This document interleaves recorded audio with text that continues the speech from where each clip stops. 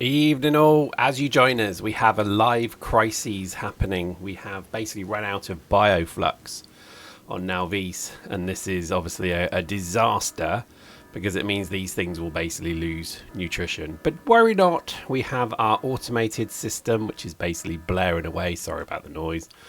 And you can probably see that it will soon deliver bioflux, and we shall be peachy once again. There we go.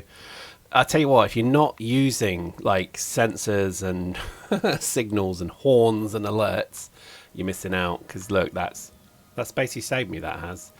I've got to admit, I quite like it. Oh, some spoilage on there. As I just again, every time you lift the flap of something in this game, you think you see something. How? Oh, okay, there we go. So it is. I'm just making sure we're filtering out spoilage. But there we go. So what are we doing today? Well, we very finally are going to Fulgora. Let's go. So Fulgora it's probably the least developed planet we have. So if I just cycle through very quickly, ooh, if we go to Gleber, actually that looks brilliant, doesn't it? Go to Aquilo. Oh, it's an oil rig. I get it. It looks very nice. Oh, yeah, Forgora looks a bit rubbish. So it needs a bit of work. Let's drop to it. And I'll show you what I've been doing. Because to me, Forgora represents a failure.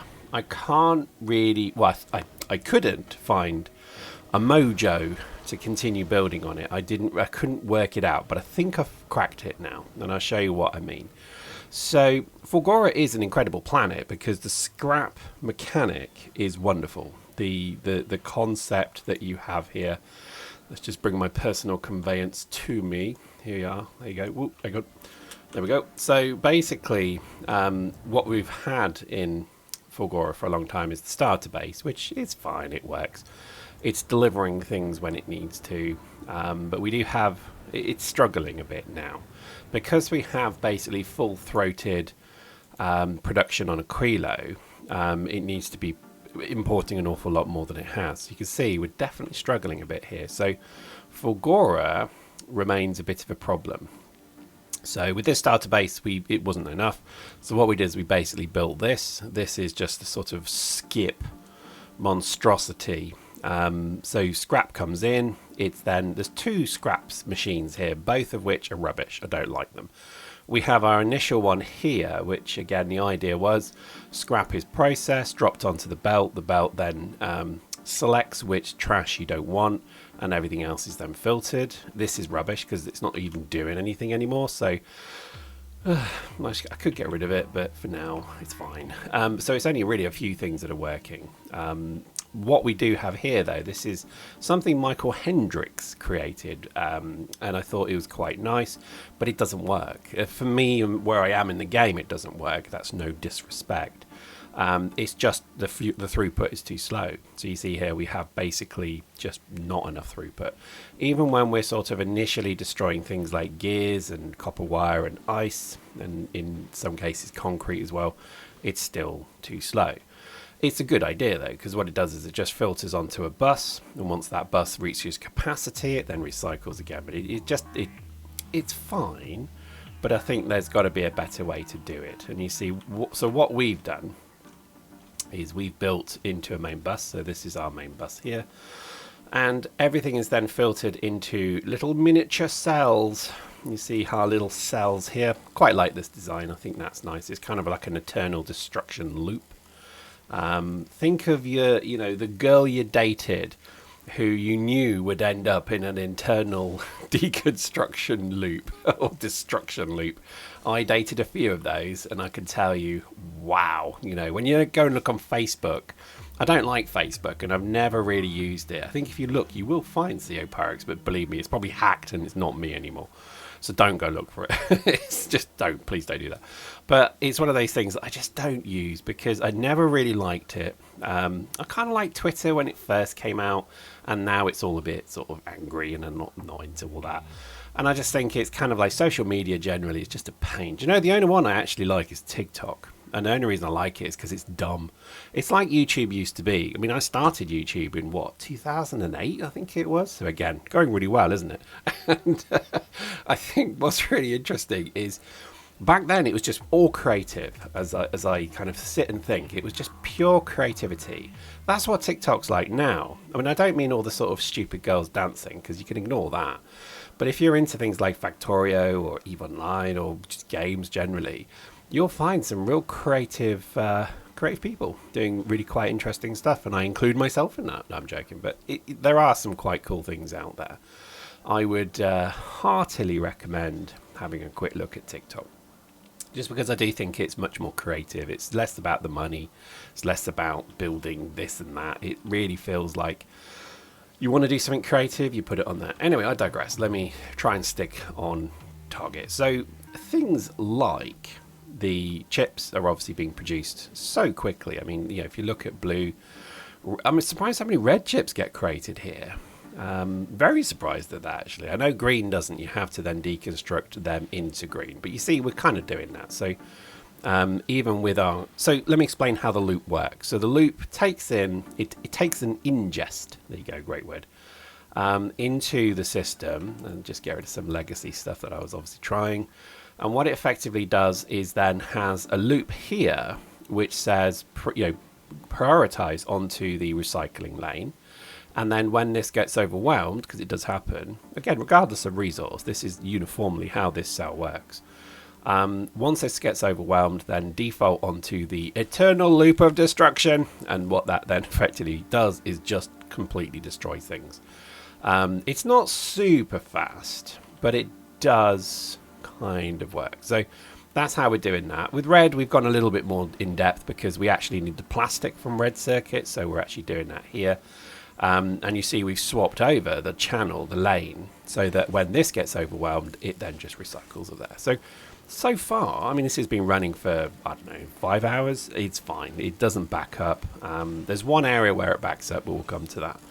It then obviously creates green chips, which, again, we do sort of destroy, mostly just because, well, we just produce so many of them, we've got more than we need. So it sort of works, but again, post in the comments. Let me know your thoughts on chip production there. One of the most numerate things, is that the right use of the word numerate? I think it is concrete, because concrete for some reason just gets produced massively in this scrap hell that we find ourselves in.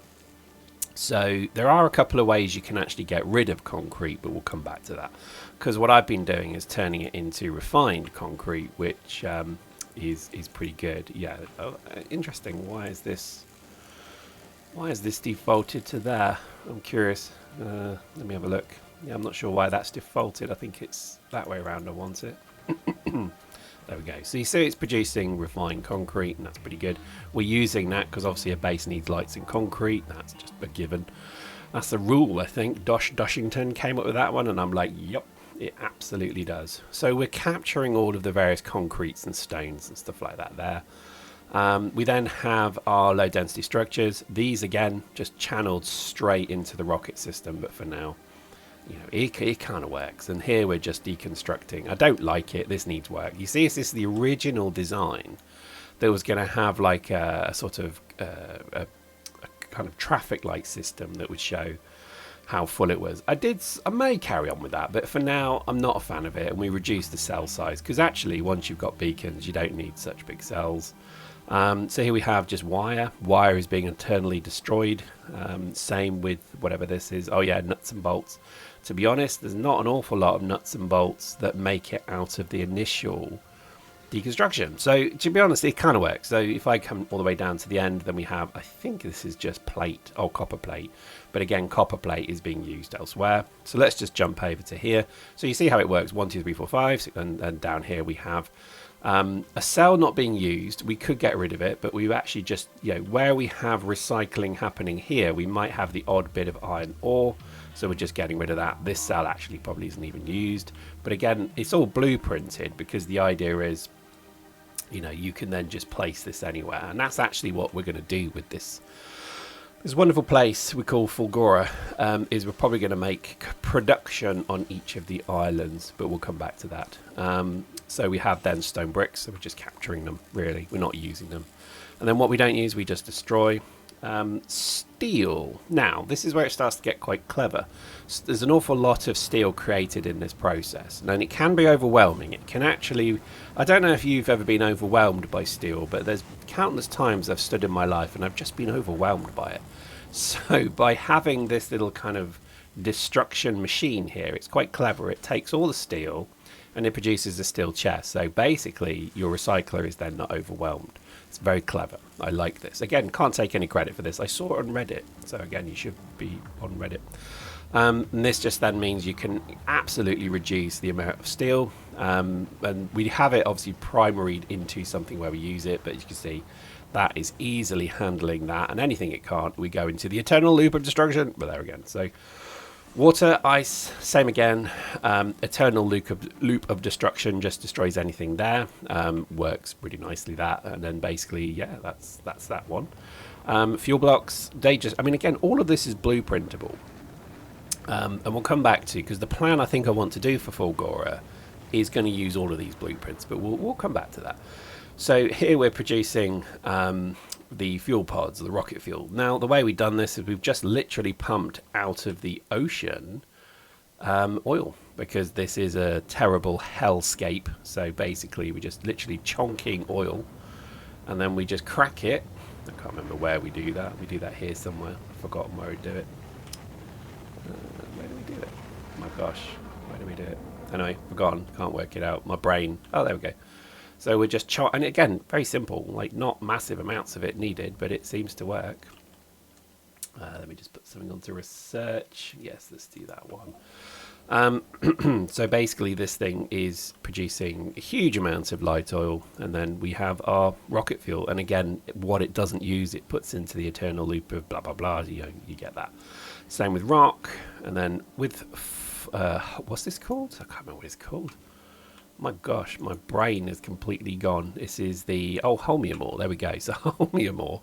I've only stared at it for months, but holmium ore currently is basically being bypassed the eternal loop of destruction into effectively the process to create it into a solution. So here we're just taking the rocks and the solution, or the holmium, and we're producing holmium solution, storing it then here, and then this gets pumped over to our whatever this is, electrolyte, and it also is pumped into holmium plate. So you see it all kind of weirdly jankily works together. The bit I'm most proud of is this. So this thing here, let me just go back to my thing. So one of the very numerate things, numerate, I think they're the same, is batteries. Batteries will be produced so rapidly, like crazy rapidly. So what I've done here is basically use the same process of the steel. So here we're deconstructing. Let me just show you this. So I'm just going to pre-create that. So again, into these things they go. It produces then steel and copper, or iron and copper rather. And these are then just literally dropped into wire and dropped into iron chests and then recycled. So actually, you pretty much will never be overwhelmed with batteries ever again, because this sort of system works. Now it needs beautification. That's the only problem I haven't really done yet, is we need to make it just look a bit better, but that's to come. So I think that's most things. So basically that, weirdly enough, is all of the things that we're producing out of scrap. So all of this scrap is basically processed here, okay? And then what we're doing is we're then just doing a final process of chucking it into things like the superconductors. So again, we need the plastic. Plastic is always a problem. As you can see, it really only ever comes from the low density structures and the red chips. So this is why those are quite kind of key. We're just channeling them in. Not a lot of bots, you'll notice. This is an anti-bot base where it's possible. And we just have it where anything that isn't needed is just being then destroyed. So nice and simple. And this then produces then superconductors and just stores them down here. So we've got quite a lot, as you can tell. What we're then doing is holmium plate, and that obviously goes into this. And then I think, here we go. So we then have accumulators just being produced, which then goes into producing the supercapacitors, and then that goes into then the science packs. So weirdly, and I was actually quite surprised, this whole thing here is effectively all we ever need from Fulgora. So we could just dust our hands and say, there we go, job done. Nice one, you know, nice one, PowerX, nice one. Let's go and have tea and medals. The reality is it doesn't really look very nice. So the process of beautification has begun. Firstly, we have our little name tags.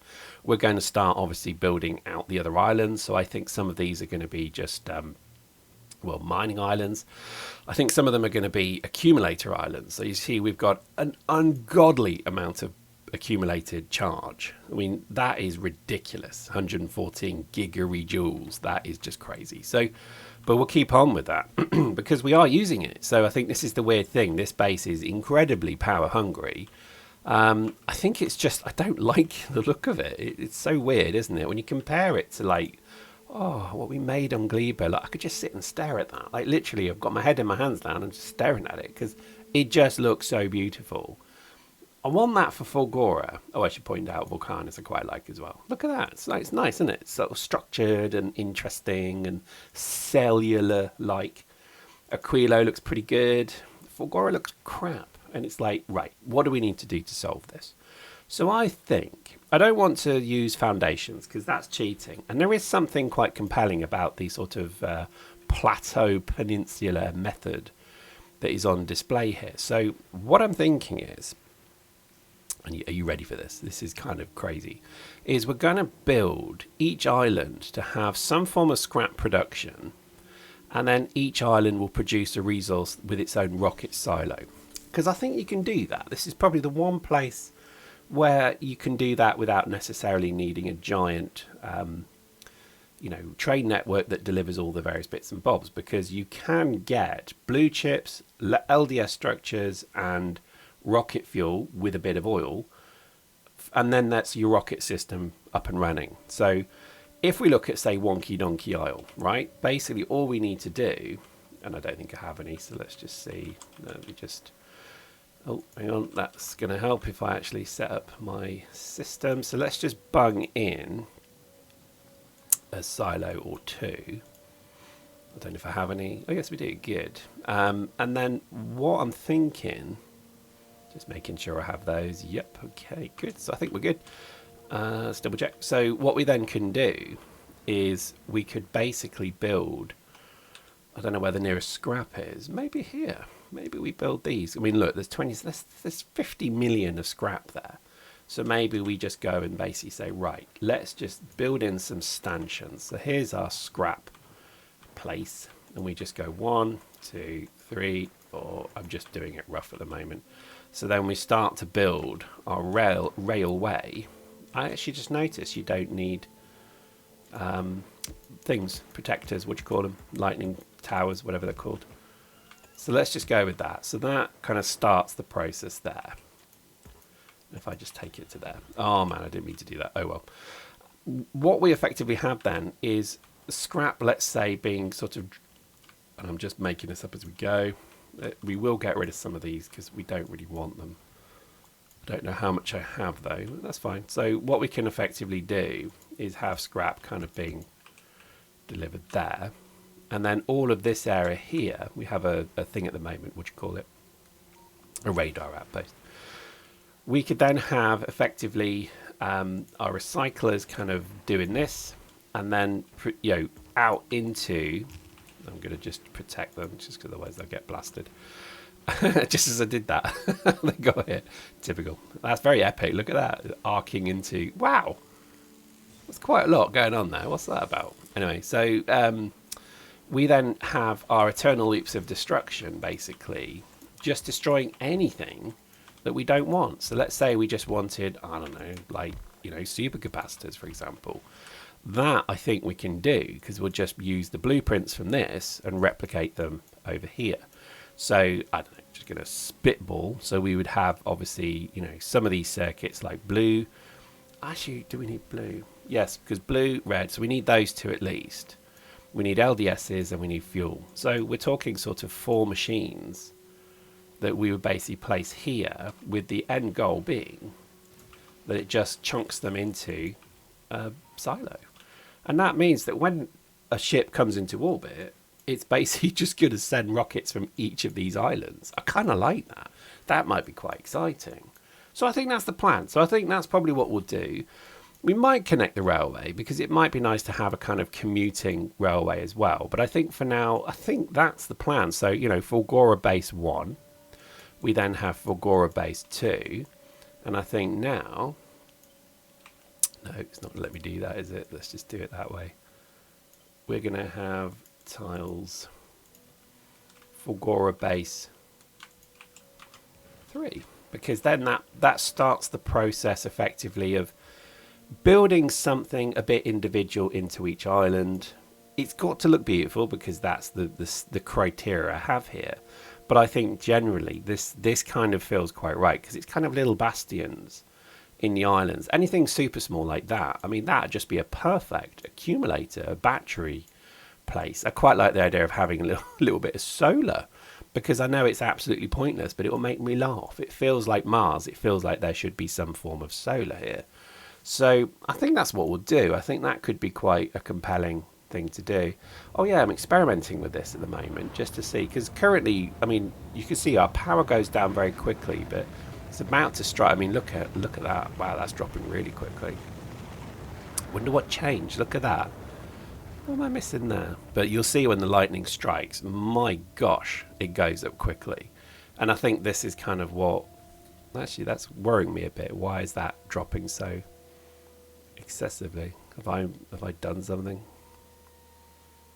Anyway, there we go. So you see once the lightning starts to strike. So this plan here is to see if we have any sort of additional strikes, because I've got the legendary lightning conductors.